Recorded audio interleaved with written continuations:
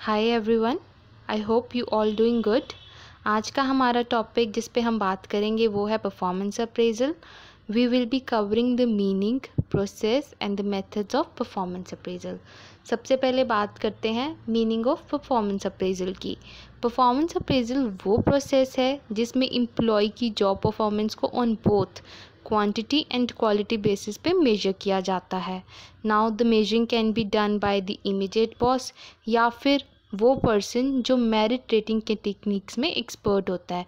Now merit rating क्या होता है? मेरिट रेटिंग वो होता है जिसमें आपकी कैपेबिलिटी को जज किया जाता है, यानी कि जो एम्प्लॉयज़ की एबिलिटी होती है टू डू सम वर्क उसको जज किया जाता है ताकि ऑर्गेनाइजेशन डिसीजन ले सके about the increments, wages or the promotions of the employees, whereas in performance appraisal focus किया जाता है on the performance and the future potentials of the employees.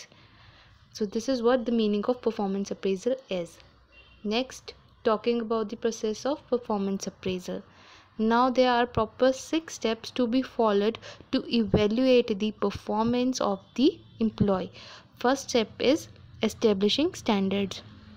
Now अब हर एम्प्लॉय को रेट करने के लिए कुछ ना कुछ स्टैंडर्ड सेट होना चाहिए ताकि उनकी परफॉर्मेंस को हम इवेल्युएट कर सकें, ताकि हम बता सकें उनकी परफॉर्मेंस कैसी थी, कि गुड थी, एवरेज थी, बैड थी, कैसी थी। ठीक है, अगर हम क्वांटिटी की बात करें तो हम यहाँ पे स्टैंडर्ड सेट करेंगे। लाइक हम अगर एम्प्लॉयज़ को कहते हैं कि हमारी ऑर्गेनाइजेशन हर रोज़ 5000 यूनिट्स प्रोड्यूस करती है, तो ये हमने स्टैंडर्ड सेट कर दिया ताकि जो हमारे एम्प्लॉयज़ है उसी के अकॉर्डिंग अपनी परफॉर्मेंस दे सके इन प्रोड्यूसिंग द यूनिट्स, जितनी भी वो प्रोड्यूस कर सकते हैं। ठीक है, next is communicating standards to employees. Now अब ये हमें अपने एम्प्लॉयज़ को कम्युनिकेट करना, कन्वे करना ज़रूरी है कि हमारे क्या स्टैंडर्ड्स हैं जो हमने सेट करे हैं और हम उनसे क्या एक्सपेक्ट करते हैं। बेसिकली यहाँ पे बात आती है what we are expecting from them. ठीक है, और अगर उन्हें नॉलेज ही नहीं होगी कि क्या स्टैंडर्ड्स उनके लिए सेट करे हैं तो वो गेस करते रह जाएंगे।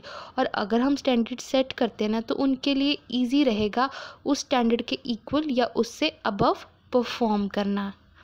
Next is measuring actual performance. अब जो उन्होंने परफॉर्म कर दिया, जो उन्होंने अपनी जॉब परफॉर्म करनी थी कर दी, अब उसे हमें मेजर करना है। और उसे हम कैसे मेजर कर सकते हैं? अब जो सुपरवाइज़र है उसका, वो उसे ऑब्ज़र्व करके मेजर कर सकता है, या फिर स्टैटिस्टिकल रिपोर्ट्स हम प्रिपेयर कर सकते हैं, ओरल रिपोर्ट्स दे सकते हैं, या फिर रिटन रिपोर्ट्स भी होती हैं। Next is comparing actual with standard.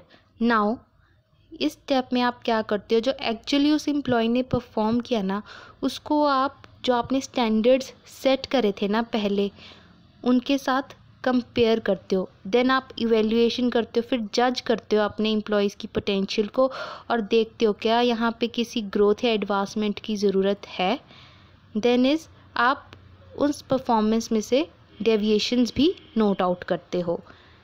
अगला स्टेप है डिस्कसिंग रिपोर्ट्स विद एम्प्लॉयज़। अब जिनके बारे में हम इवेल्युएट कर रहे हैं उनके साथ उनकी रिपोर्ट्स डिस्कस करना ज़रूरी है।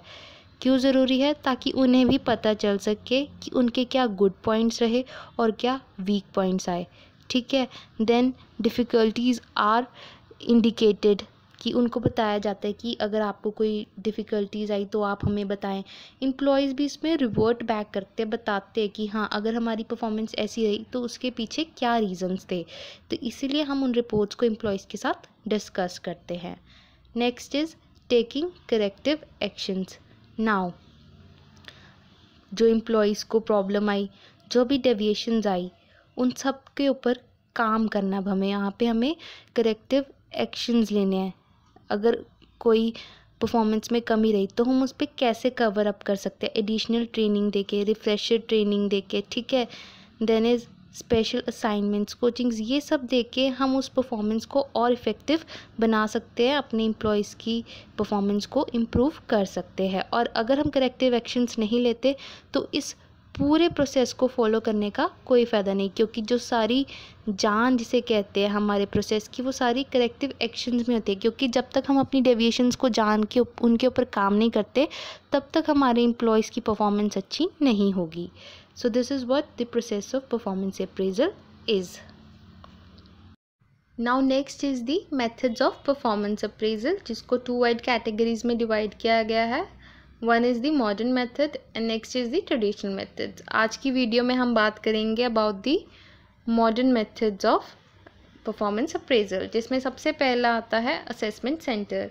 इसमें एम्प्लॉय की इंटरपर्सनल स्किल्स को, कम्युनिकेटिंग स्किल्स को, ability to plan and organise, self confidence, resistance to stress and mental alertness को मेजर किया जाता है. और ये भी देखा जाता है क्या एम्प्लॉय को ट्रेनिंग एंड डेवलपमेंट की नीड है. और इस मेथड को ना हम जब एम्प्लॉय की यानी कि जो हमारा कैंडिडेट होता है उसकी इनिशियल सिलेक्शन में भी यूज़ किया जाता है. और इसमें रेटर की जो बायसनेस होती है ना वो बहुत कम हो जाती है. लेकिन इसकी लिमिटेशन क्या कहती है कि ये बहुत ही टाइम कंज्यूमिंग और एक्सपेंसिव मेथड है. और इसमें कई बार ना जब हम असेसमेंट करते हैं तो एम्प्लॉयज़ के बीच में हेट्रेड आना शुरू हो जाता है और कई बार एम्प्लॉयज़ डीमोरलाइज भी हो जाते हैं.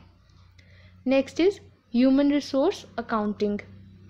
इसमें ना हम अपने एम्प्लॉय को एक वैल्यूएबल एसेट मानते हैं और अब जब उसको एसेट माना है तब उसको हम मॉनेटरी टर्म में वैल्यू कर देते हैं. ठीक है. नाउ उसकी मॉनेटरी वैल्यू क्या होती है? That is the goodwill of the organisation. अगर एक बहुत ही कॉम्पिटेंट और valued employee of the organisation leave कर देता है ऑर्गेनाइजेशन को, तो ऐसे में जो उसकी गुडविल है ना वो बहुत कम हो जाती है. और उसकी परफॉर्मेंस को जज करने के लिए ना इसमें 2 चीज़ें कंसिडर करी जाती है. One is the cost and other is the contribution. Cost में जो भी हमने एम्प्लॉय की सिलेक्शन में, रिक्रूटमेंट में, ट्रेनिंग में, इंडक्शन में जो भी हमने मनी इंकर किया होता है ना वो हमारी कॉस्ट बनती है. और कंट्रीब्यूशन क्या होती है? लेबर की प्रोडक्टिविटी, जो हमारी एम्प्लॉय की प्रोडक्टिविटी होती है. और जो भी डिफरेंस होता है कॉस्ट और कंट्रीब्यूशन में वो हमें बताता है परफॉर्मेंस ऑफ एम्प्लॉय. और जो HRA है ना ये बहुत ही पुराना मेथड कह लो, हालांकि इसको मॉडर्न में काउंट करते हैं, पर एट द प्रेजेंट टाइम्स अब ऑर्गेनाइजेशन इन मेथड को यूज़ नहीं करती. Next is behaviourally anchored rating scales, जिसको हम बार्स भी कहते हैं. इस मेथड को ना बहुत कॉम्प्लिकेट किया होता है, लेकिन अगर मैं सिंपल टर्म्स में बात करूँ ना तो इसमें क्या होता है कि पास्ट के कुछ ऐसे बिहेवियर्स या थॉट पैटर्न्स होते हैं जो कि बहुत अच्छे होते हैं या बहुत बुरे होते हैं, जिसको हम कन्वर्ट कर देते हैं इनटू रेटिंग स्केल्स. यानी कि अब लगा लीजिए अगर बहुत ही एक्सीलेंट थॉट पैटर्न रहा हो या बिहेवियर रहा हो तो उसको हम इन 1 to 5 रेटिंग हम उसको नंबर 1 पे रख देते हैं. और अगर जो बहुत ही पुअर या एडवर्स बिहेवियर होता है ना उसको हम नंबर 5 पे रख देते हैं. और एवरेज वाले को हम नंबर 3 पे दे देते हैं. 2 और 4 पे जो मीडियम होते हैं उन्हें दे देते हैं. अब इस रेटिंग स्केल को हम यूज़ करते हैं to evaluate the performance of our present employees. क्या करते हैं, अगर किसी एम्प्लॉय का बहुत अच्छा बिहेवियर रहा है, एक्सीलेंट, तो उसको नंबर 1 पे हम रेट कर देते हैं. अगर किसी एम्प्लॉय का एवरेज रहा हो बिहेवियर तो उसको 3 पे. इस तरह से ये रेटिंग स्केल हम यूज़ करते हैं into our present employees. Then is the management by objectives. इसमें क्या होता है कि आप performance appraisal through setting of the objectives करते हो. यहाँ पे ऑब्जेक्टिव्स बनाए जाते हैं. सबसे पहले होता है setting of the organisational goals. अब एक ऑर्गेनाइजेशन डिसाइड करती है कि उनके नेक्स्ट ईयर का क्या गोल होने वाला है. देन उसके गोल को जानने के बाद डिपार्टमेंट जो है वो अपने गोल सेट करता है. देन उन गोल्स को डिस्कस करता है विद द एम्प्लॉयज़. यानी कि इस स्टेज पे इंडिविजुअल गोल्स की बात हो रही है, जो इंडिविजुअल्स अपने टारगेट सेट करेंगे. Then next is the performance review. अब जो एक्चुअली उन्होंने परफॉर्मेंस दी और उनका जो एक्सपेक्टेड टारगेट था उसको वो कंपेयर करते हैं, रिव्यू करते हैं. देन जो भी कमी रह जाती है वो लास्ट स्टेप में डिस्कस करते हैं. That is the feedback provide करते हैं कि आप कैसे उन पे काम कर सकते हो बाय ट्रेनिंग, कोचेस, कैसे आप जो है उन पे ऊपर काम कर सकते हो. The last is 360 degree performance appraisal. अब इसमें ना सिस्टमैटिक कलेक्शन होती है of the performance data of the individual from stakeholders, या फिर कह लीजिए इमीडिएट सुपरवाइजर्स, टीम मेंबर्स, मतलब किसी से भी आपको उस पर्टिकुलर एम्प्लॉय का या ग्रुप ऑफ एम्प्लॉयज़ का परफॉर्मेंस डाटा चाहिए, यानी कि 360 चारों तरफ से आप कहीं से भी उसका परफॉर्मेंस डाटा कलेक्ट करते हो, ठीक है। और कई बार जो डाटा कलेक्ट करता है वही उसका अप्रेजर भी बन जाता है। एक ब्रॉडर पर्सपेक्टिव प्रोवाइड करता है 360 डिग्री आपको, ठीक है। इसमें क्या करता है कि आपको ना फैसिलिटेट करता है greater development of the employee, और इसमें एक आपकी कम्युनिकेटिव लिंक्स बनाता है between the employees and its customers. तो ये कुछ हमारे मॉडर्न मेथड्स है ऑफ परफॉर्मेंस अप्रेजल। मेरी नेक्स्ट वीडियो में मैं आपके साथ डिस्कस करूँगी the traditional methods of performance appraisal. Till then, bye and thank you.